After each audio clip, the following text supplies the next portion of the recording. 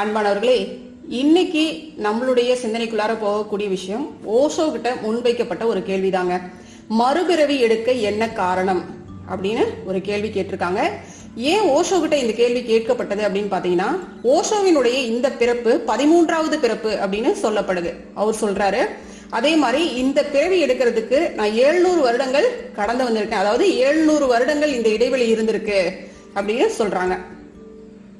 அப்ப ஒரு மனுஷன் திரும்ப திரும்ப பிறப்பதற்கு என்ன காரணம் அப்படின்னு ஓஷோ தெளிவா நம்மளுக்கு விளக்குறாங்க பாருங்க.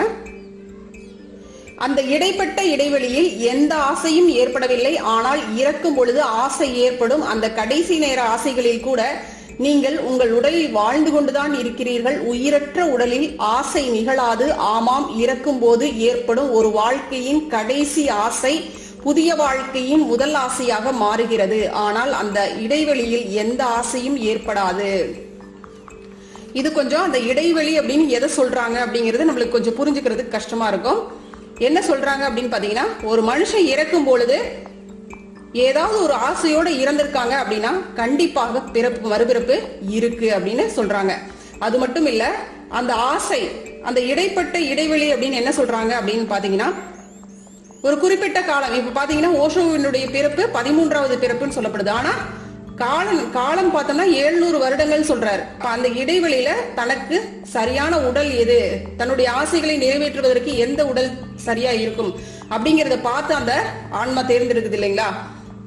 அப்ப அதுதான் இடைவெளி அப்படிங்கிறாங்க. அந்த இடைவெளியில அந்த கேப்ல மனித உடல்ல அந்த ஆன்மா போகும் பொழுதுதான் அதுக்கு ஆசையும் ஏற்படும், அதற்கான செயலும் ஏற்படும்.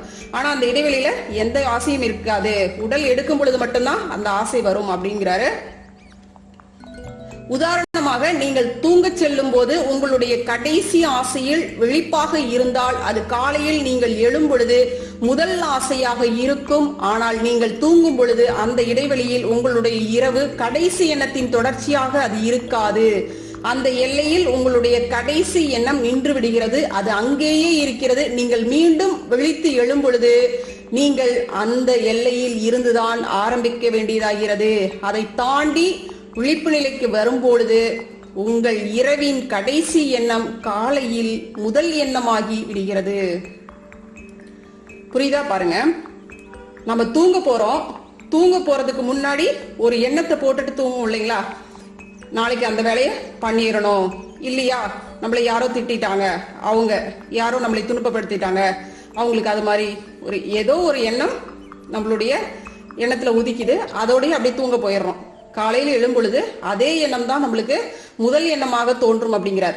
நடுவுல நம்ம அந்த தூங்கி கொண்டு இருக்கிறோம் இல்லைங்களா, அந்த தூக்கத்துல இருக்கிறோம் இல்லைங்களா, நடுவுல ஒரு 5-6 மணி நேரம் அந்த இடைவெளியில தூங்கிட்டு இருக்கிறோம் இல்லைங்களா, அந்த இடத்துல உங்களுக்கு எந்த எண்ணமும் இருக்காது. அதுதான் ஓஷோ சொல்றாங்க பிறப்பு. அந்த ஆன்மா உடல் எடுக்குது இல்லைங்களா, அந்த பிறப்புல அந்த இடைவெளியில எந்த விதமான ஆசையும் நிகழாது.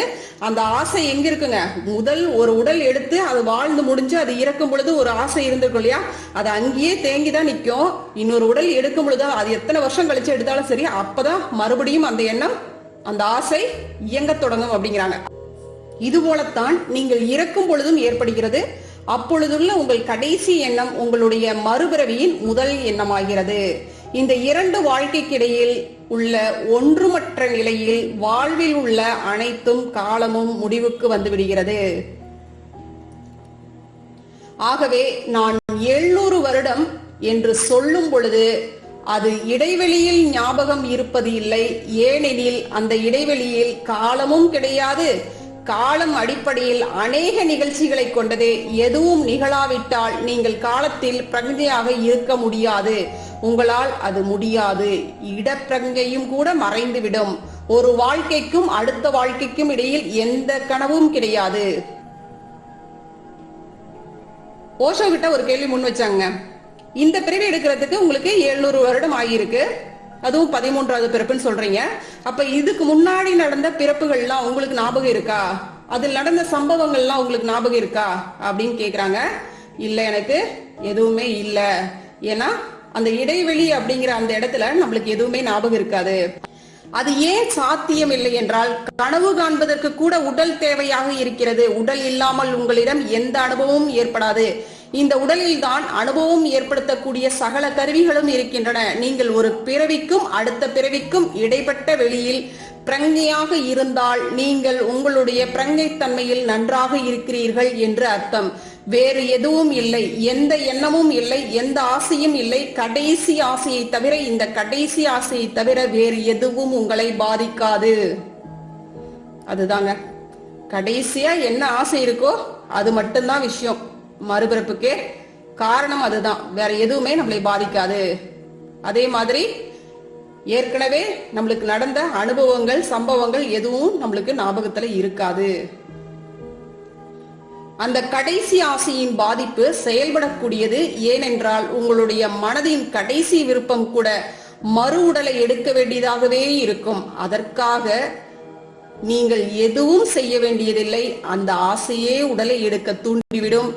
ஏனெனில் உடல் இல்லாமல் எந்த ஆசையும் நிறைவேறாது. ஆகவே ஒருவர் இறக்கும் பொழுது அவர் முழு பிரங்கையாக இருந்தால், ஆசையற்று எண்ணமற்று இருந்தால் பிறகு மறுபிறவி ஏற்பட வாய்ப்பே இல்லை. இப்ப ஆசையின் காரணமாக தான் நம்மளுக்கு மறுபிறவியே ஏற்படுது. அப்ப ஆசை எண்ணம் எதுவுமே இல்லை அப்படின்னா நம்மளுக்கு மறுபிறவி ஏற்படுவதற்கு வாய்ப்பே இல்லை. இப்ப சாதாரணமா பார்த்தோம் அப்படின்னா நம்ம கிராமப்புறங்கள்ல இருக்கிறவங்களுக்கு எல்லாம் நல்லாவே தெரியும். ஒரு உயிர் போகுது அப்படின்னா அந்த உயிர் வந்து கொஞ்சம் தொடுத்துட்டு இருக்கு. வயசானவங்க எல்லாம் பாத்தீங்கன்னா ரொம்ப இழுத்துட்டே இருக்காங்க.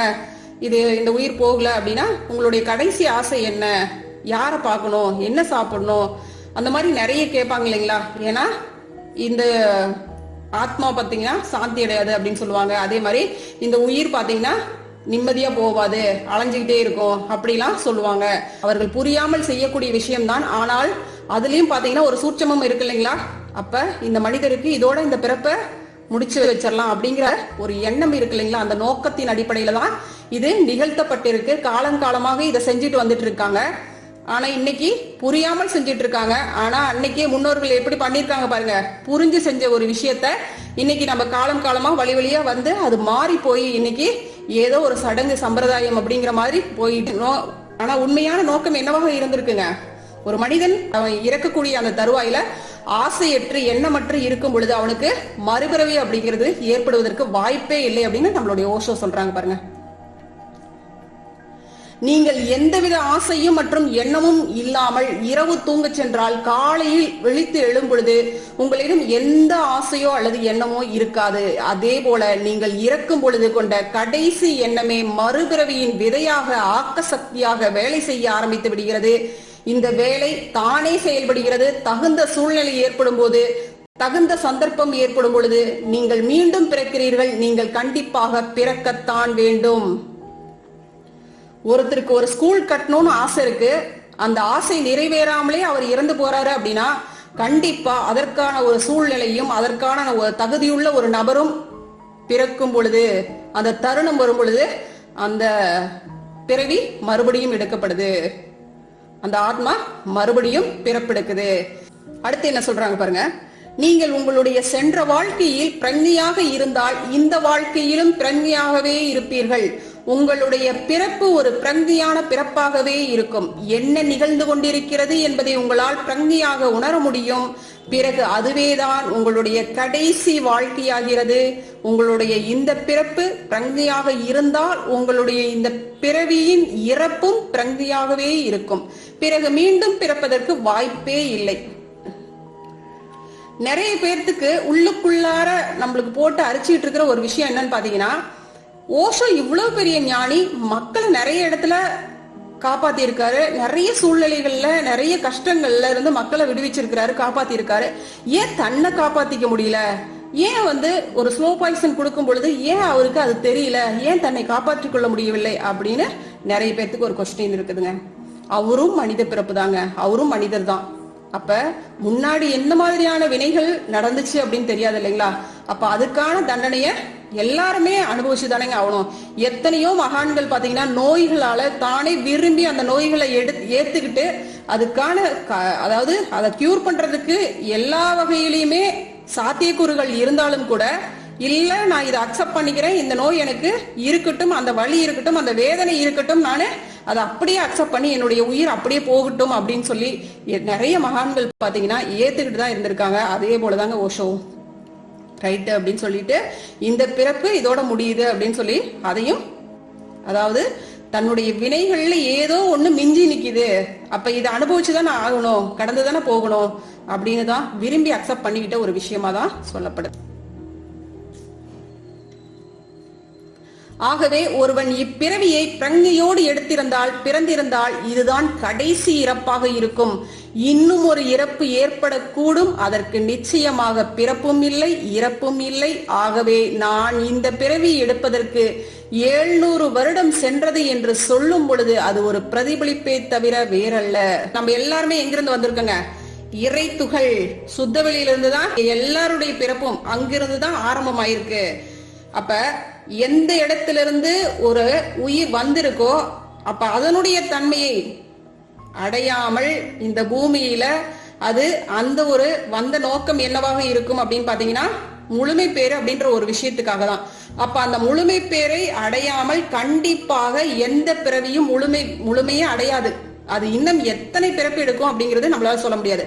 அப்ப என்ன பண்ணணுங்க, நம்ம வாழும் காலத்தில் இந்த ஆன்மா எதற்காக வந்திருக்கு, இந்த மனித பிறப்பு எதுக்கு அப்படிங்கிற ஒரு விஷயத்த நல்லபடியா புரிஞ்சுக்கிட்டு நம்மளுடைய வாழ்க்கை பாதைய சீரமைச்சுக்கிட்டு தெளிவான நோக்கத்தோட தெளிவான எண்ணத்தோட நிம்மதி நிறைந்ததாக மன நிறைவு நிறைந்த ஒரு வாழ்க்கையை, மன நிறைவு எங்க கிடைக்குங்க?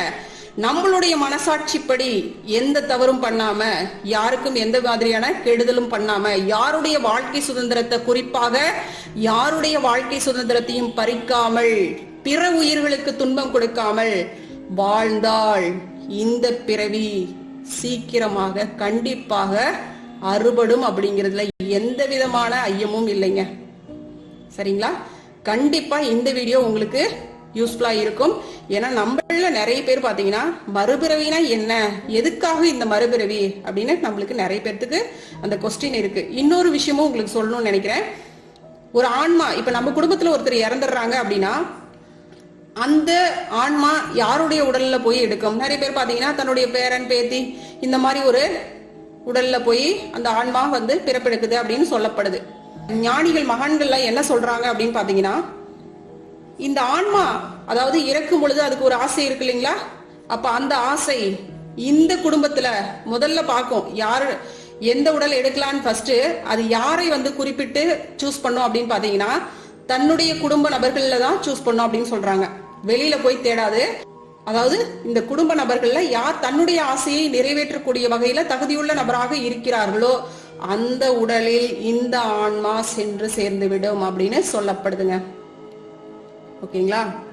அப்ப பாத்தீங்கன்னா ஒரு காலகட்டத்துல பாத்தீங்கன்னா இவர் வந்து என்ன அவங்க தாத்தா மாதிரியே பண்றாங்க அப்படி எல்லாம் சொல்லுவாங்க இல்லைங்களா? அப்ப அதுதாங்க விஷயம். இப்ப அவங்களுடைய நோக்கம் நிறைவேறாம, இப்ப நல்லா படிக்கணும்னு நினைச்சிருக்கலாம், படிக்க முடியாம போயிருந்திருக்கலாம்.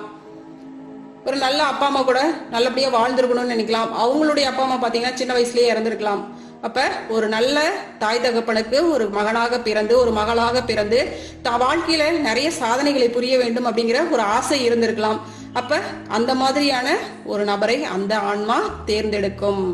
ரொம்ப நம்ம உயிரா நேசிச்சிட்டு இருப்போம். நம்ம அப்பா அம்மா யாராவது இறந்துட்டாங்கன்னா ரொம்ப கஷ்டமா இருக்கும். அப்ப நம்மளுடைய குடும்பத்துலதான் ஒரு நபராக அவங்க இருக்கிறாங்க அப்படிங்கிற ஒரு எண்ணத்தோடய நம்ம வாழ்ந்துட்டு இருப்போம். ஆனா அது எப்படி அப்படிங்கிற ஒரு கொஸ்டின் இருக்கும் இல்லைங்களா? அது இந்த முறையில தான் அப்படின்னு சொல்றாங்க. சரிங்களா? வாழ்க வளமுடன். அவருடைய பேராற்றலின் அன்பு கருணையினால் நாம் அனைவரும் நல்ல உடல் நலம், நீலாயுள், நிறைவான செல்வ வளம், உயர்வான புகழ், மெய் ஞானத்தோடு நல்லதொரு வாழ்க்கையை நலமுடனும் வளமுடனும் வாழ்வோம். வாழ்க வளமுடன். நன்றி.